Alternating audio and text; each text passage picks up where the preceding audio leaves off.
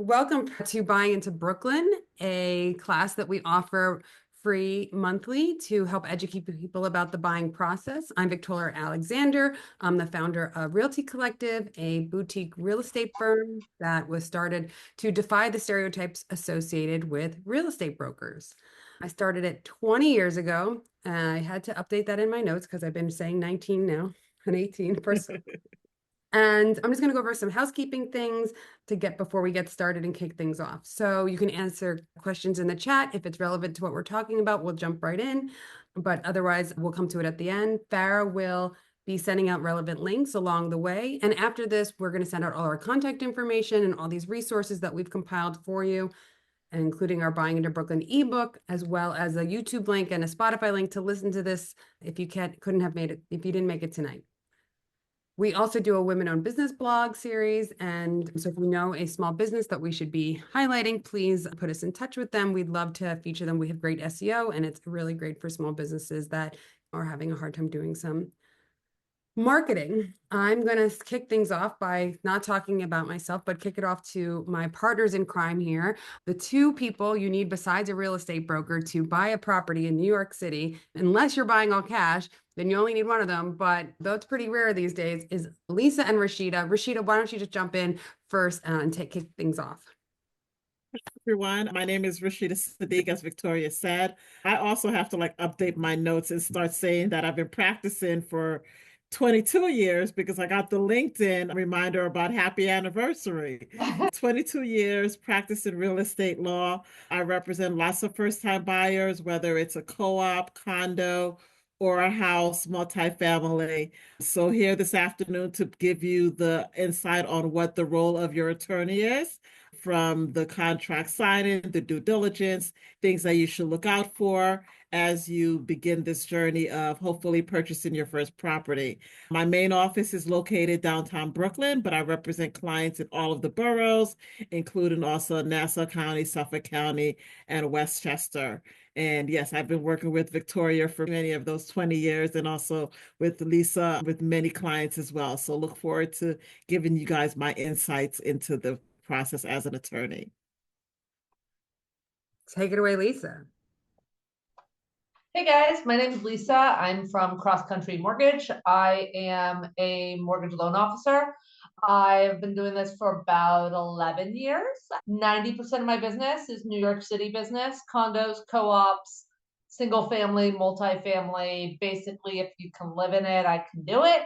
I love working with first-time home buyers. I'm excited to just walk you guys through some of the process today. 90% of my business is New York City business. I'm licensed all over the country, so I can do deals really wherever, but New York is where my base is. I have an office in Brooklyn and in Westchester, and I'm excited to talk and see how I can help you guys.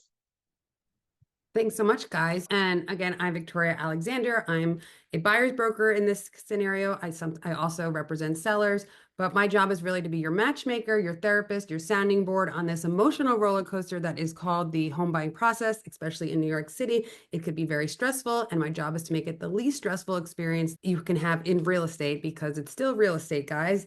And it's my job to just guide you through this process and help you understand the Brooklyn market and get out of your own way. A lot of people let their own instincts, their own emotions budge up the negotiation process, the offer process. You want to just make sure you have somebody that's going to keep you sound-minded and on track. And that is my job. A lot has changed in the environment these days, and people ask how much it costs to work with a buyer's broker. In most cases, still in New York City, sellers know the value of a buyer's broker, so they're paying the buyer's broker, but there are cases where that doesn't happen. So let's just talk about it. But I would say if you're looking in any of the areas that are highly competitive, sellers understand that a buyer's broker is going to make sure that their deal is going to get to the closing table, and they're going to get closed, and they're going to get the best and highest value. There was an article just in Zillow today about for sale by owners and how much money they're leaving on the table. So people pay to make sure they're getting the most value for their buck here. These are the three people you need to get your deal closed. We all have a specific role. We all wear specific hats, and we all stay in our lane, but it's super important we have a rapport. we work together all the time. So when a deal goes off track or something happens, I get to call Lisa or Rashida, and we have such long history. Rashida was my lawyer when I bought my house, and we've done a gazillion deals together at this point, the three of us. We can figure out how we can communicate and make things work. And that isn't always the case when I don't know the mortgage professional, I don't know the lawyer, and it's important that you have seasoned experts focusing on New York City to guide you through this process. And pick people that you like talking to. That's the nicest thing about this, is that not only do I have a long history with it, but I enjoy talking to them and spending time working out deals and working for our clients together. And this workshop was designed to outline the buying process. It's in no way comprehensive. There's so much that can happen on this journey. We are here just to lay out the groundwork for you to get from A to a normal Z, but there's a lot of bumps in the road between now and then that could come up. And we'll help you get you through those. Those are just because they're not going in the standard format doesn't mean that we're not prepared to get you across those, over those little bumps. Farah launched a poll, if you could fill it out. And first, I think we'll go first slide there, Farah.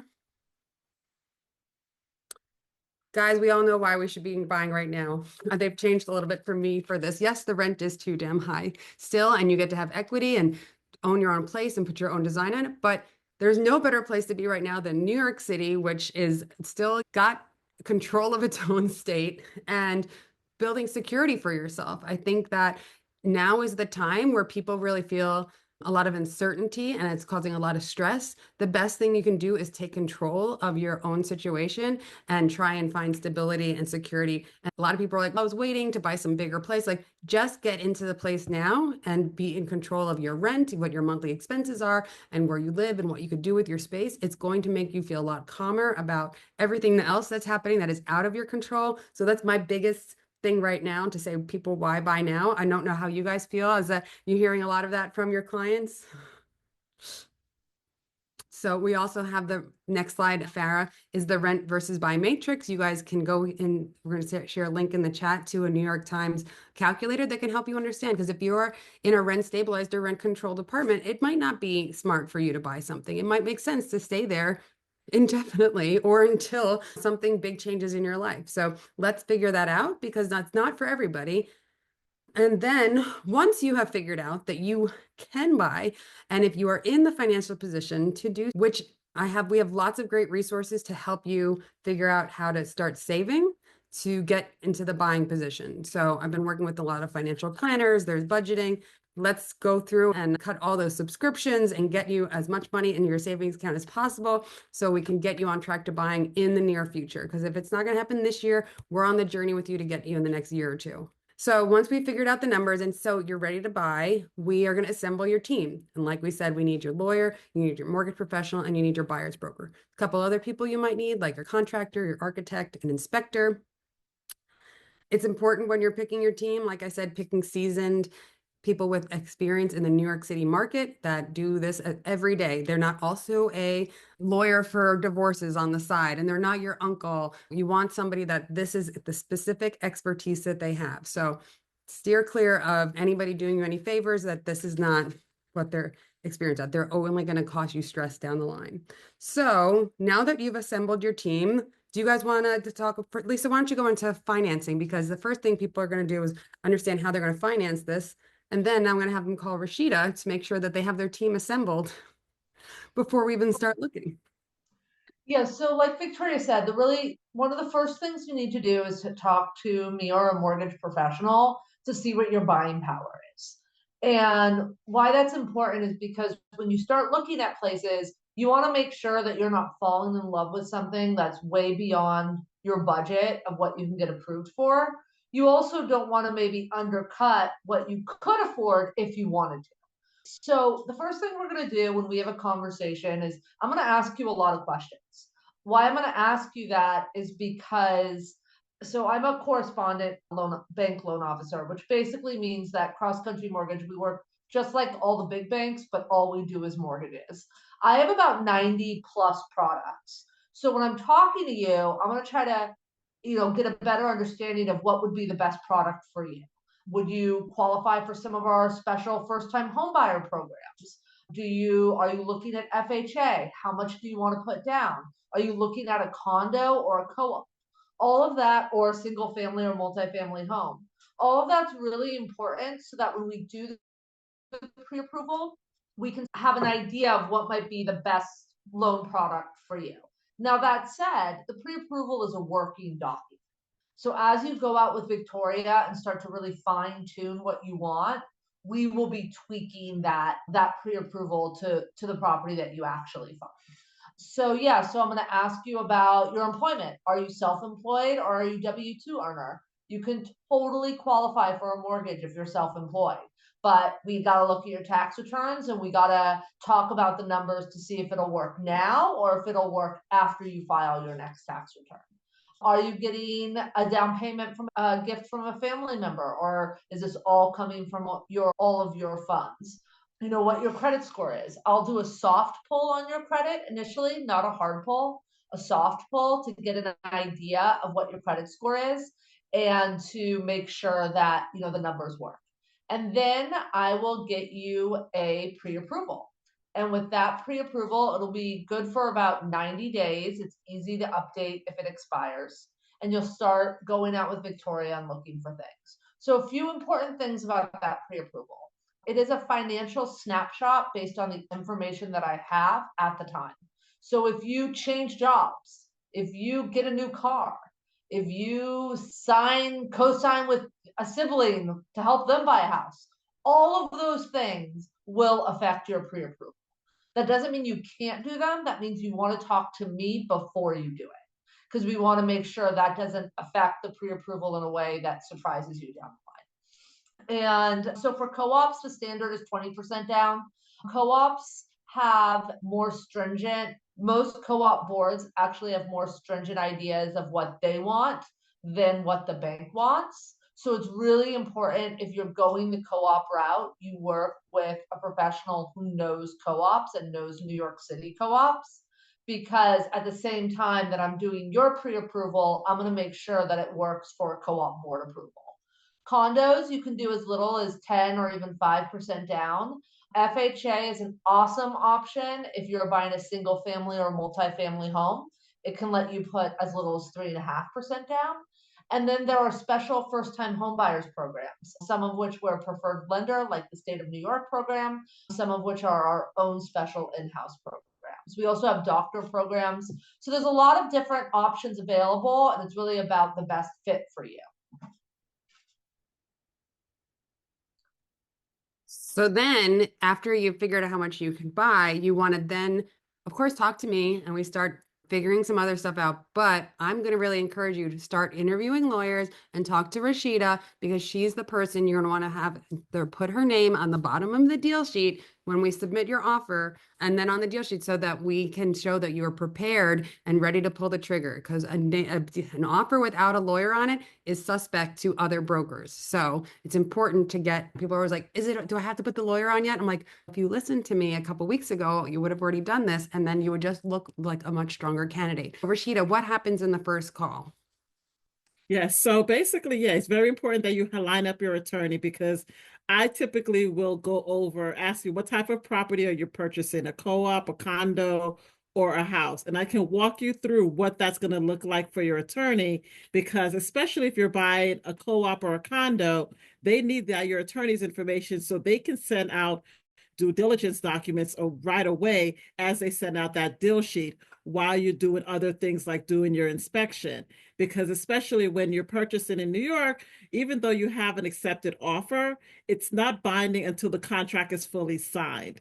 So you'll have, as I said, your attorney's role is get that deal sheet once it's been to receive that deal sheet and start immediately on the due diligence document review if it's a co-op or a condo. And if it's a house, also just looking up the property to see if there's any violations, anything that they should be aware of as they wait for that contract of sale to start negotiating the contract of sale. Your attorney will also go over what the legal fee is, best way to communicate with them. So these are conversations that you want to have because it moves pretty quickly.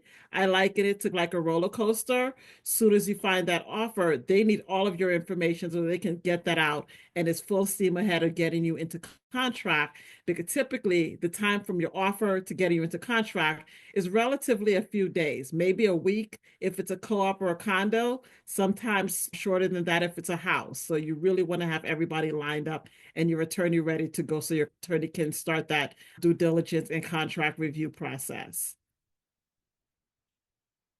And Farah's going to put some resources about what documentation you're going to need and what are some of these first steps. So you've established you're ready. You've called all your experts. They're all ready to go. We're lined up. We're now going to think about timing, right? Is your lease going to expire? Do you have a deadline because your landlord's selling your building? Are you locked into a lease? And then you're going to think about not only just your budget for the mortgage, think about your maintenance, right? And some co-ops could be $500, could be $1,500, $2,000 to in common charges and maintenance for some of these properties. So really, you're going to try to understand what your monthly nut is. And then like Lisa said, also is you want to make sure that you understand your debt to income ratio because you want to make sure the board's going to approve you. And then we're going to think about what your lifestyle is. You're thinking about planning a family, but what are your needs today? And then what do you think you need your growth is? And so do you want to be by the park? Do you need to be by the subway? Are you work from home now, but you could possibly commute? So moving to Red Hook doesn't make sense to you because it's hard to commute into the city from there. So all these things we're going to talk about to help narrow it down. There are some people that come in and with a wide net and they want to look at a lot of different neighborhoods. Some people are already in the neighborhood. They're like, I love it here. And then once we focus about those big picture things, then we narrow it down even further because maybe you want to be in a building that has a doorman and pre-war details. You know what that looks like? That's Brooklyn Heights and Prospect Heights, doorman buildings. Let's see, maybe some other Park Slope buildings, but I would say maybe even Manhattan. There aren't a lot of doorman buildings in Brooklyn. It's a very rare thing. It's much more Upper East and Upper West Side lifestyle, only murderers in the building kind of buildings. And then you want to think other amenities. Do you want to have a elevator? These are all things that are you at an age or have an injury that's something you're thinking about. I definitely am sick and tired of going up and down 3 flights of stairs all the time in my house. It's waning on me. And then what you think that is important to you, like type, because there is a big difference from buying a condo or a co-op. Co-op has a lot more restrictions, including renting out. You have to go through big approvals to do any modifications on it, something called an alteration agreement. And then you're going to try to figure out all those things and then what neighborhoods really offer those sort of amenities, as well as the things we talked about before. Next slide, Farah. Where do you search? The internet and your real estate broker. There's a lot of sites out there, and I would say there's a couple to stay away from that don't update their information, and other ones that are just paid ads for real estate brokers to get you to call them and then annoy you for the next couple months of your life until you block them. So make sure you're using something like StreetEasy. They also have paid ads on it. So when you want to just send the listings, whoever you're working with, to them, hopefully me. And then we have a backend database that will also send you listings that are from all the REBNY members and anybody else that's part of the MLS that we're part of. And that's what you really want. You also, if you have something specific, like I work with brokers and they knew I sold something in the building and they're doing another listing like that, they'll email me and say, hey, we haven't listed it yet, but do you have any buyers for this property? So that's why you want to work with an agent that has seasoned relationships and has been doing transactions all the time in the neighborhoods you're looking, because you want to make sure that they're in touch with the brokers that are also getting listings and not just relying on it to hit the market. And I think most places are going to put it on the market regardless but they want to try to tease everybody ahead of time because sellers know that they're going to get the best and highest value from being on the open market. Okay, so Zillow, StreetEasy, Trulia, Realtor.com, there's all different, Redfin just got bought out though, or by Rocket, I think. Like, it's all very complicated. Did you hear that, Rashida? Like that Redfin got bought by Rocket Mortgage? I'm like, this seems like a conflict of interest, but not my problem. I didn't read past the headline because Rocket Mortgage is one of those companies you don't want to work with. Rocket, Quicken, online platforms that really cater to a more national level where things are not as complicated as New York City, have an online platform, and I rely on AI.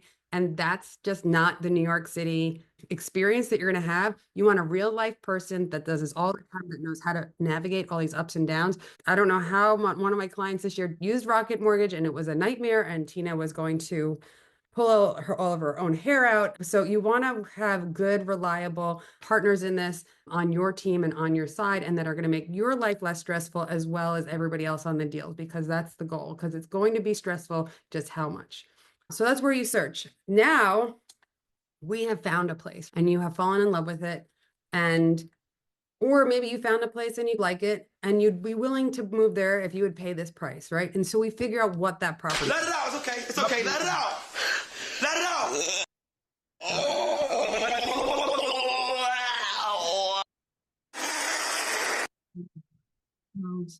Report. I'm reporting them. Great. People do still Zoom bomb. So fun. This is not the first time that's happened recently, so we will edit that part out.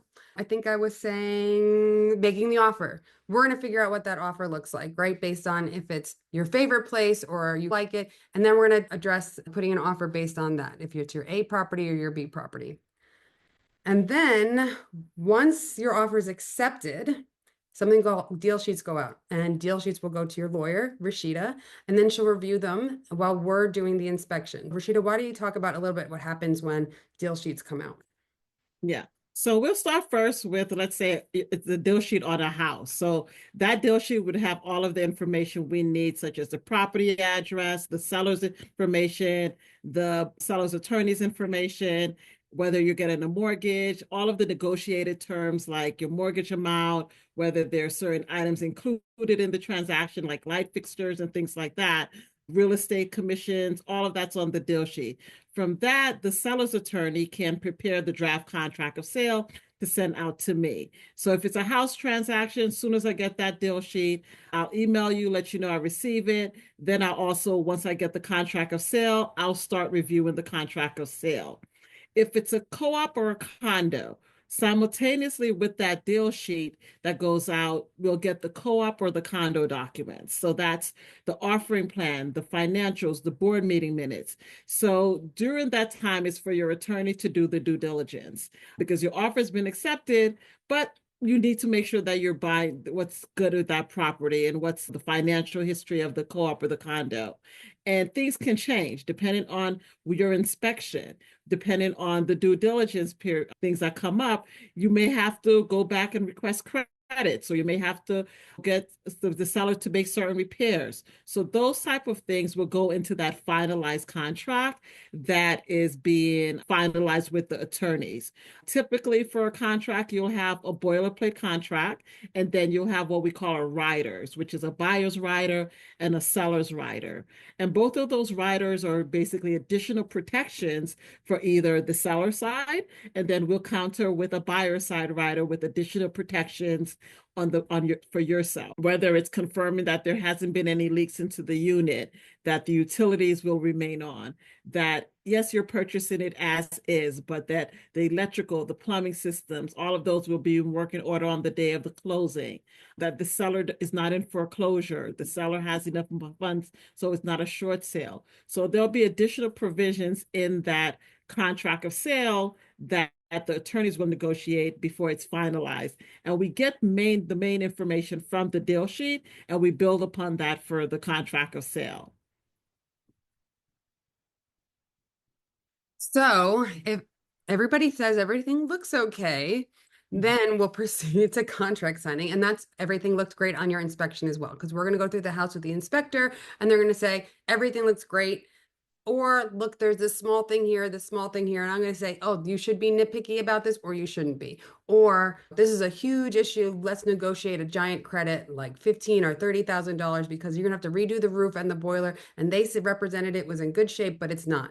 Because they're making representations when they're putting the house on the market, right? And they sometimes say, oh, the roof was done 5 years ago. And if they say nothing about it, that's a different story. But I would say in any case, you're going to want to say, weren't prepared to make this huge expense. And we're going to try to figure out if we have leverage points. If you have 15 other people that also made an offer, it's more challenging to have leverage points, because they're going to say, we're just going to go to offer number 2, 3, or 4, and they're going to try to move forward as fast as possible to get into contract with the best deal for them. So we have to really suss out what our leverage position is and how much we're willing to push it over how much money and what you're comfortable with. A lot of times I work with a lot of first-time home buyers, and I would say it's really challenging if you've never owned a home before and feels overwhelming. You don't know how much things cost, and you don't want to have to fix it once you move in. A lot of people just want to move in and it be totally done and perfect. And that's not home ownership. There always are going to be challenges. I don't want to talk you out. It's not for the faint of heart, and you just do it. And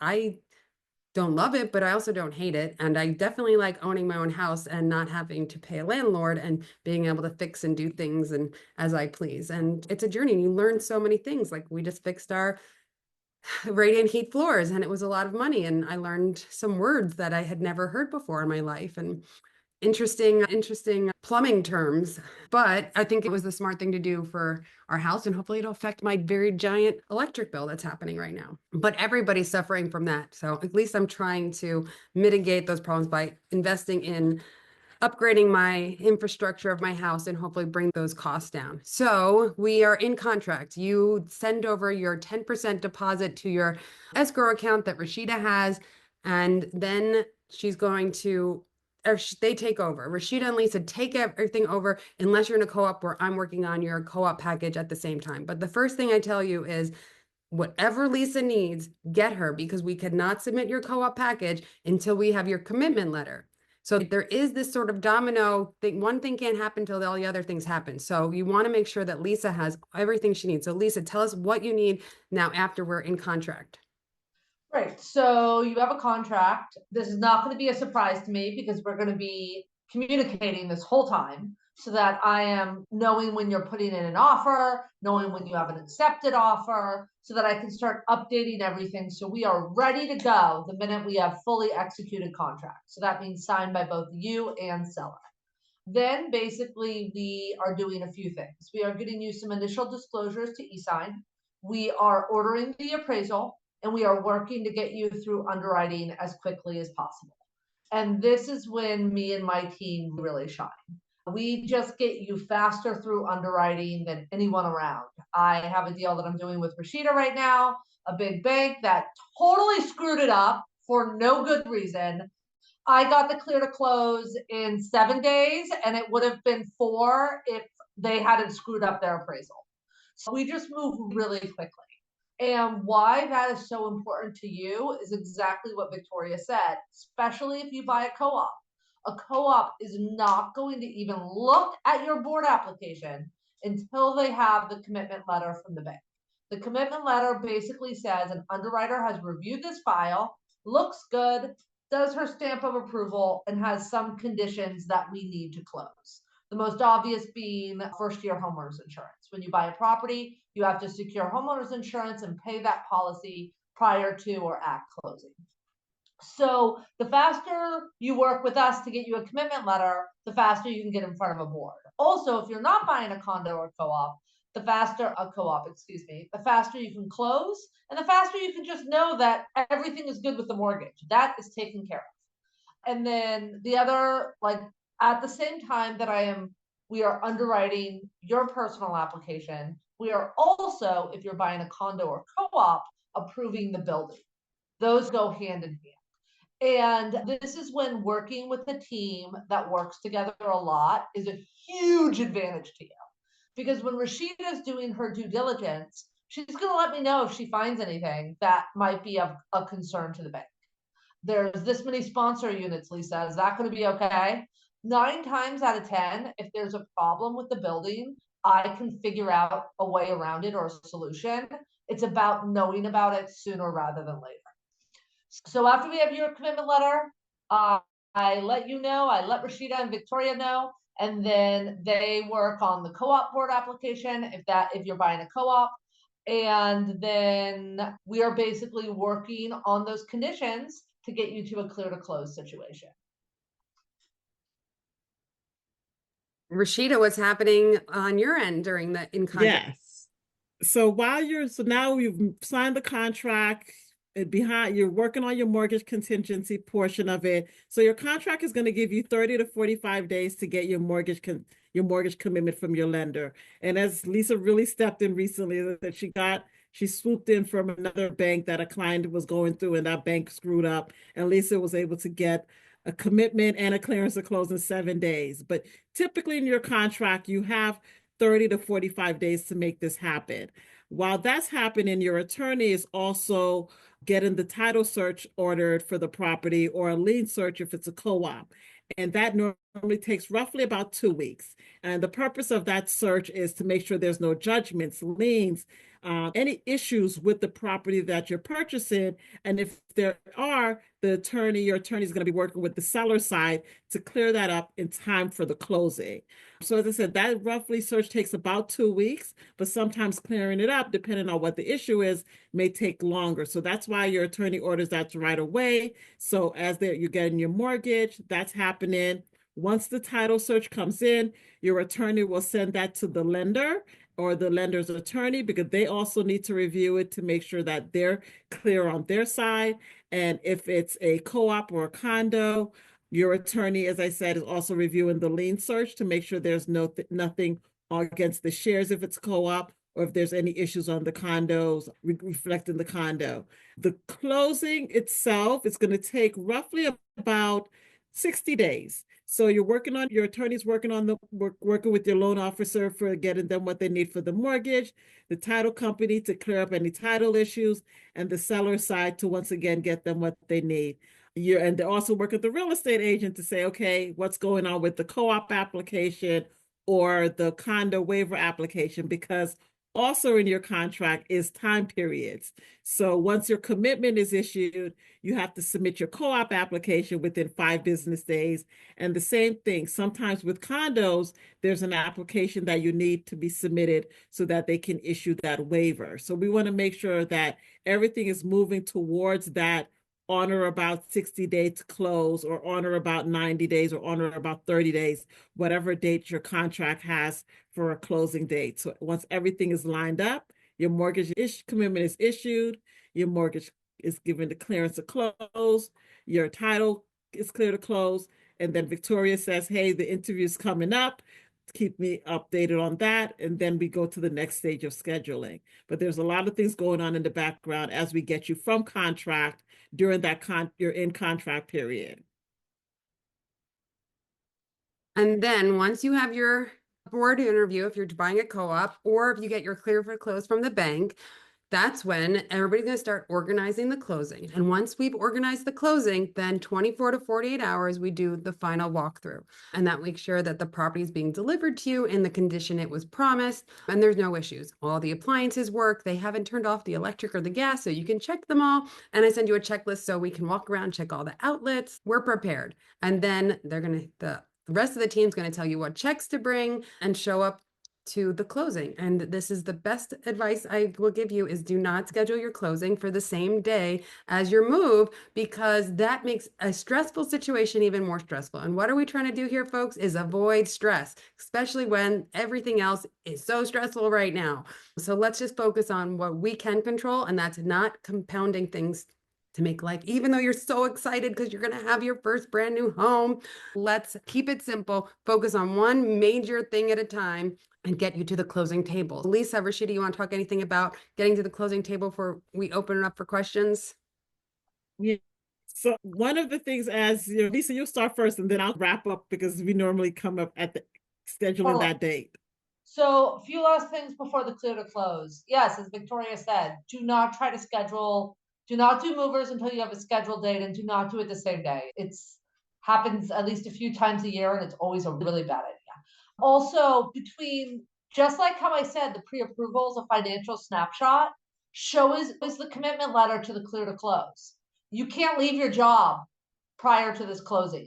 One of the conditions of underwriting is 3 to 5 days prior to closing, we're going to call your employer to make sure you're still working there. Again, if you're going to change jobs, that might be possible, but that's something we need to talk about.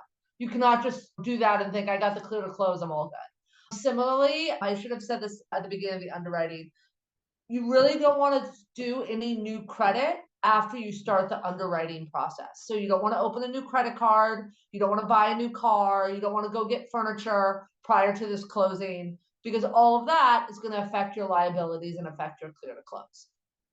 And other than that, once you get the clear to close and it's scheduled, then we are just keeping everything the same as the clear to close until the day that you close that property.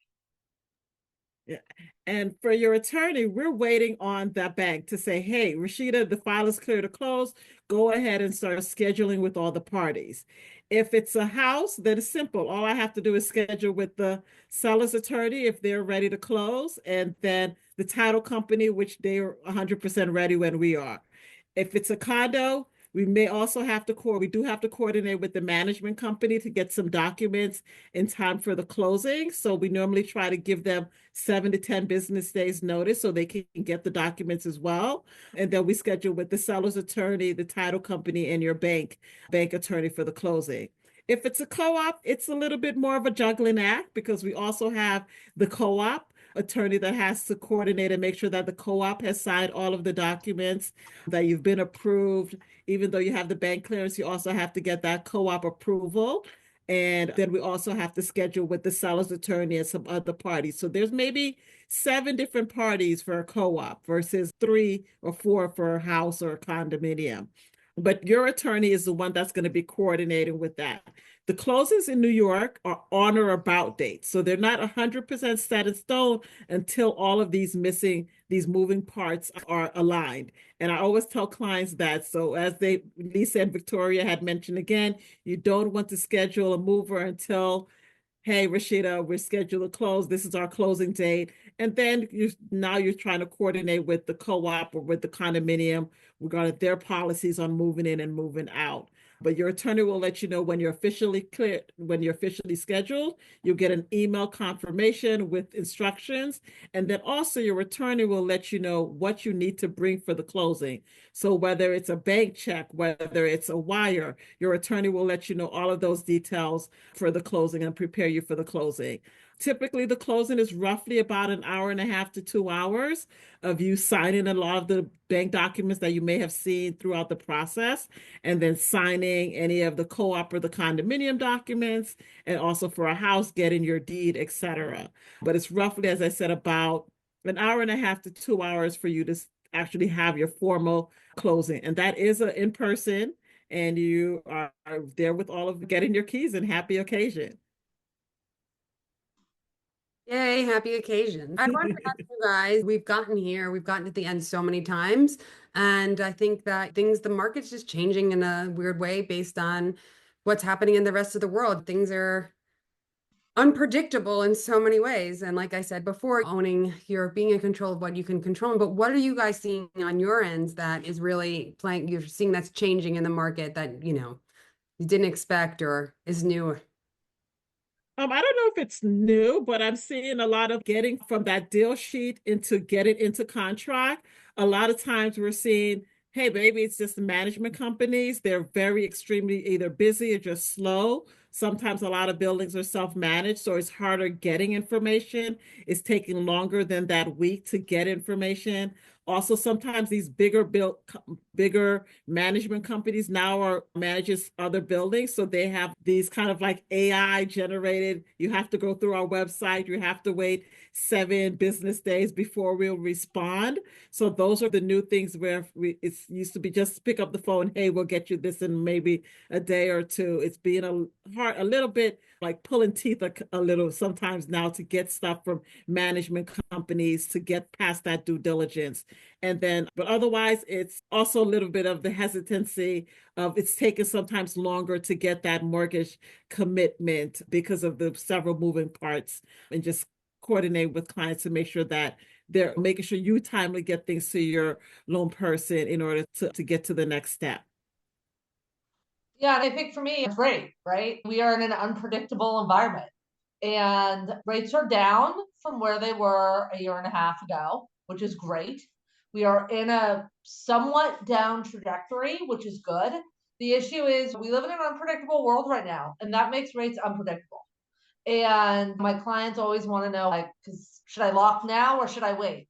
And I wish I could tell you the answer, but really all I could do is have an honest conversation with you about the risks and benefits of either locking now or waiting.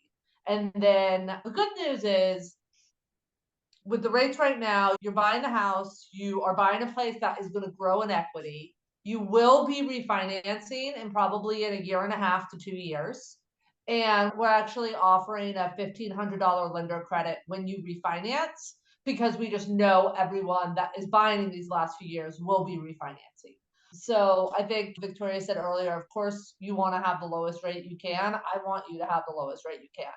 But that means nothing if you can't close. So it's really important to think about that when you choose your team and everything.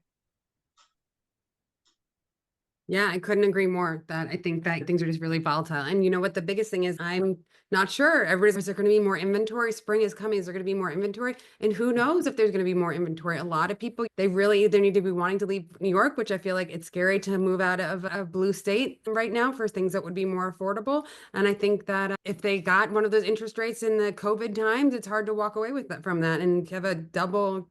A lot of people go from 2 or 3% to 6 or 7%, and that's a real difference for that, unless they've had a lot of equity. And I was looking at, there was a chart for Red Hook on like where the numbers were, then when it dipped and then when it back up and then it dipped again. It's really, I'm giving an appraisal and they were just like, wait, so the 2022 and now it's like about the same price. I'm like, yeah, because that's like when right before things like really dropped down and took a long time to come back up here because of the interest rates and to meet each other. I'm going to open up for questions. We have a couple of people on the call. If anybody has any questions they want to ask specifically to the team, I see 2 people still in the chat. You could either put in the chat or take yourself off mute. Hopefully we don't have any more Zoom bombers.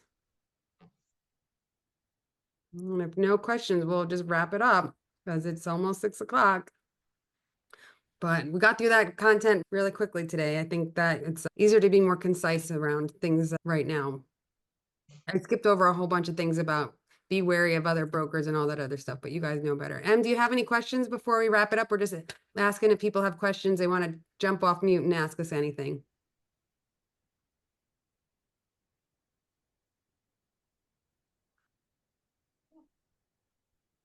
I would say, I know we didn't really touch on it too much, but just like closing costs, just to put a rough estimate on there, for if the general rule is that for your closing costs is about 4 to 5% of your purchase price if you're buying a condo or a house. It's a lot less if it's a co-op, because for a co-op, you don't have mortgage tax, you don't have title insurance. But as your attorney, one of the things I do is once I get that deal sheet and we start doing the due diligence, I'll prepare basically your estimated closing costs.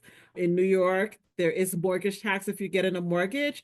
And if you're buying a house or a condo, you have to get title insurance and title searches and things like that.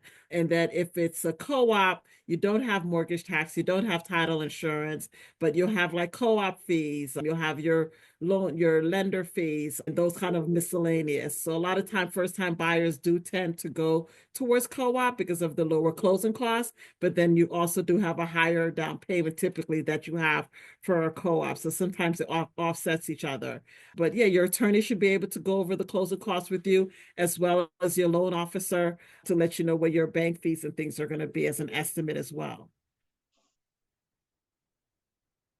So Yeah. just wanted to mention that. No, it's good. Oh, I'm frozen. My face is frozen. I think that was great. No, I think that it's hard for people to really calculate that. And people are always asking me, and I'm like, here's an Excel sheet that Rashida provided. Make sure you talk to her about it. So if you guys have any questions that you haven't thought about and you're listening to this recording or watching us at another date, feel free to reach out. We're going to send you a link with all of our contact information and a Calendly link to schedule something, but don't hesitate. No question is too small. We're here to help you. That's why we got into this business and why we like doing it, is help guiding people to one of the biggest, most exciting things that they get to do for themselves and go on this journey of home ownership here in New York City. And again, also I do New York City, not just Brooklyn, but I would say Brooklyn is where we specialize. Reach out if you need anything. You know how to find us. And I hope you found this webinar was insightful and informative.